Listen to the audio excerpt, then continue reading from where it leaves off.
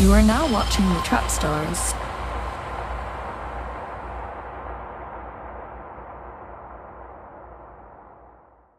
Right? Tribe of Iskar asks, is not wearing fringes or tassels considered wearing strange apparel? If you're referring to Zephaniah, where is it Zephaniah? I mean, yeah, you can look at it spiritually and physically.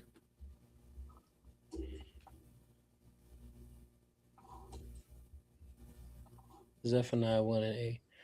Yeah. If you're referring to Zephaniah chapter 1 and verse 8, a physical representation, sure. It would be without tassels, without fringes. It'd be mixed garments. It would be cross-dressing, right? All the different types of physical applications. Spiritually speaking and contextually speaking, it's referring to doctrine, right? But let me put this on the screen so y'all can see what I'm talking about. All right. So just in case you're referring to this particular Bible verse, right? The book of Zephaniah, chapter 1, verse 8, it says, and it shall come to pass in the day of the Lord's sacrifice that I will punish the princes and the king's children and all such as are clothed with strange apparel. What's interesting about this is the same thing that Yahushua gave a parable about regarding the wedding. People who have strange garments or have the wrong garment on would be cast out of the wedding, meaning you would not be a part of it, right? So physically, yes, that would be the breaking of the commandments to the letter. Wearing mixed fabrics, wearing or not wearing fringes or tassels, cross-dressing, etc. Right? But as far as the direct context, I'm going to read this in the New Living Translation. On that day of judgment, says the Lord, I will punish the leaders and princes of Judah and all those following pagan customs. Right? It says it's foreign apparel. All them that keeping Easter and just kept Easter. Same one's gonna be keeping Christmas and Thanksgiving. Not supposed to be doing any of that. Oh my God. And because I brought it up, I want to read this 22 and 13. I need two monitors, man. This desk is too small. Right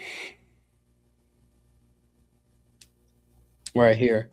So this is the book of Matthew, chapter 22, verse 11. And when the king came in to see the guest, he saw there a man which had not on a wedding garment. So this one's not even wearing clothes for the direct parable that's being stated, right?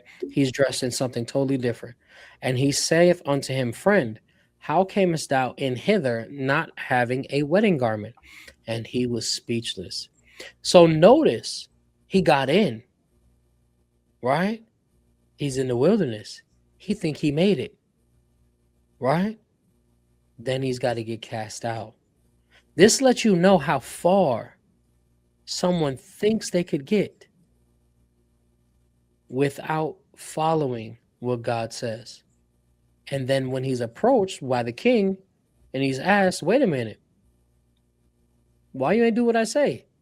The person's going to be speechless because they thought they made it, right? He was at the wedding. Y'all see that, right? He was one of the guests. And he didn't have the wedding garment on. That's why verse 13 says, then said the king to the servants, bind him hand and foot and take him away and cast him into outer darkness. There shall be weeping and gnashing of teeth. Verse 14, for many are called, but few are chosen. Right? Also dealing with Ezekiel 20, what do they call the rebels, right? Being purged out. And then also Yahushua, Luke, records Yahushua saying, slay them, bring the people that don't want him to rule, bring them hither and slay them before me. Right? One yes, two no. Can everybody believe and receive that? Ba'ashim Yahushua.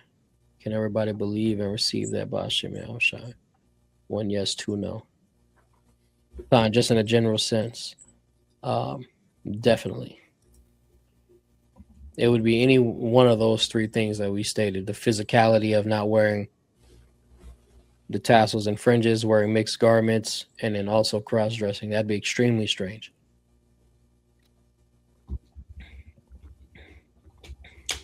Leviticus 19 and 19. I wonder what that says. Shout out Brother Yamershawn joining us. Praise the Lord. Oh, Khan.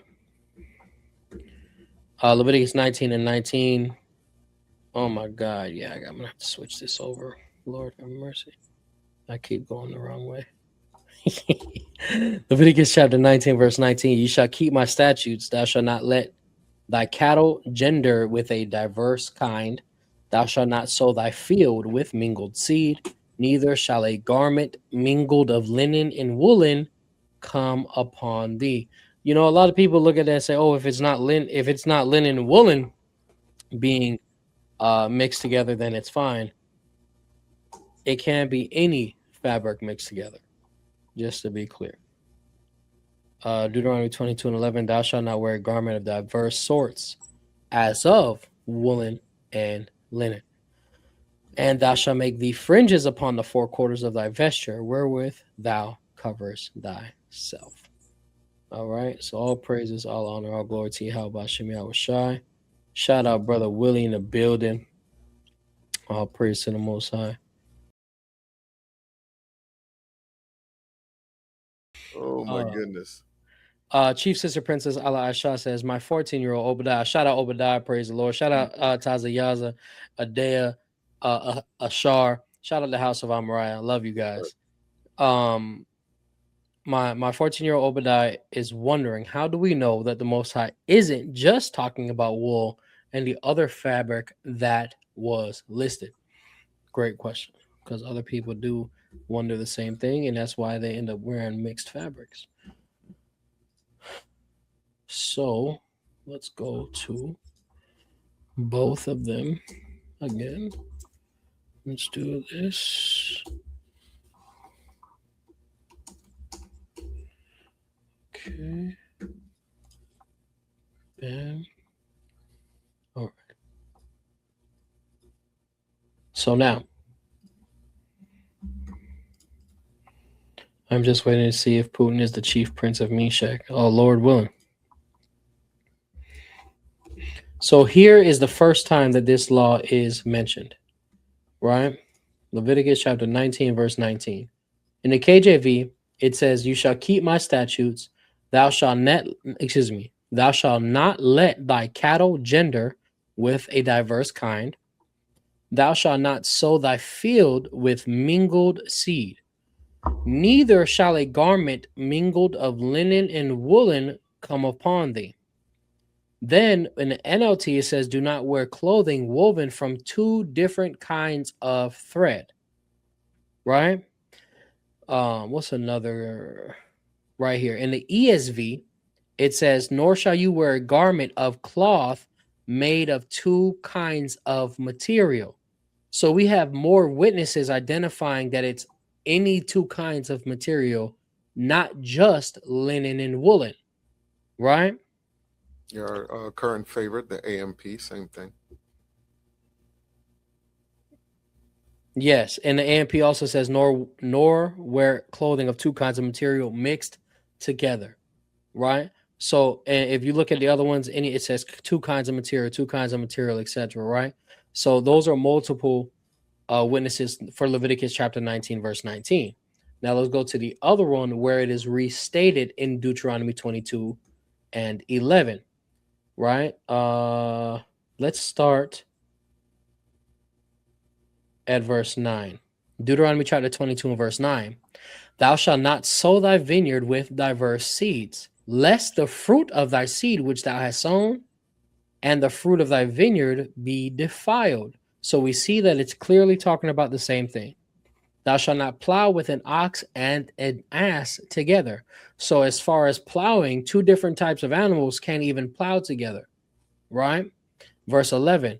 Those are agricultural laws, of course. If you don't own your own land, then those would not apply for you, If you do own your own land and you do some type of gardening or agricultural practice, this could be applicable to you.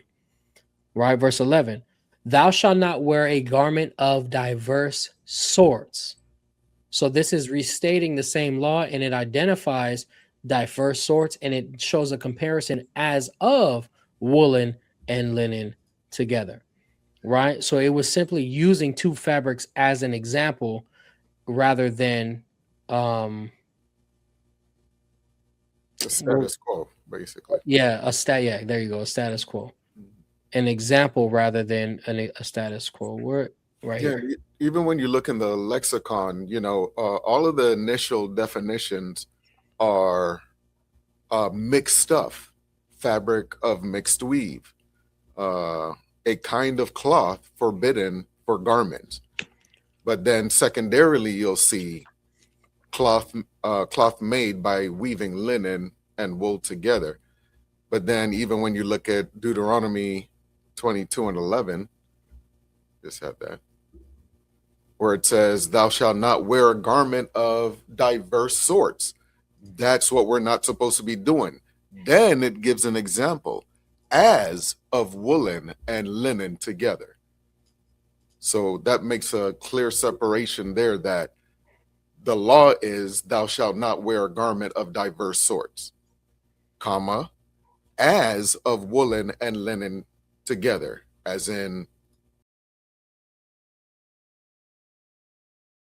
an example. Con. All praises to the Most High. I wonder. I didn't even think about that. Diverse, so they feel neither mingled. Ooh, and it's two different words. That's interesting. Forbidden. All right. But yeah, man, all praises, honor, and glory to Yahweh Bashim Yahushua. Yeah, in the Leviticus 19 and 19, it literally just means two kinds. So that's perfect. Yeah. Only in law of H and D against mixture. See, if we can't mix our garment, we definitely can't mix people. Okay. I'm abominable. Ma'am, sir. Oh, 1 yes, 2 no. Can everybody believe and receive what was just shown and demonstrated? All praises to the Most High. Thanks for watching. Remember to like, share, and subscribe.